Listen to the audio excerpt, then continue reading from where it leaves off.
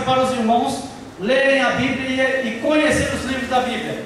Você pega a sua Bíblia, faça isso com o maior êxito, com maior alegria, coloca a sua Bíblia sobre a sua mesa, peça orientação para o Espírito Santo de Deus, que revelou essa palavra aos homens que nós citamos aqui, cerca de 40 homens, que escreveram essa palavra.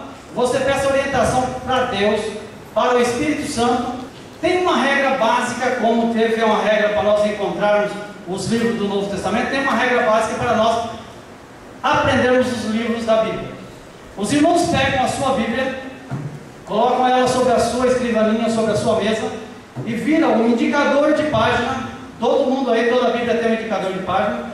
Você vira esse indicador de página para o lado esquerdo.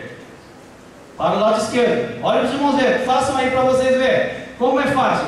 Vira o seu indicador de página para o lado esquerdo, lado do coração. Desculpe aí se alguém tem o coração do lado direito, o meu ainda permanece do lado esquerdo, tá? Você vira para o lado esquerdo e você vai encontrar o livro de Mateus fácil. Você começa pela capa da sua Bíblia. Você vai encontrar o livro de Apocalipse.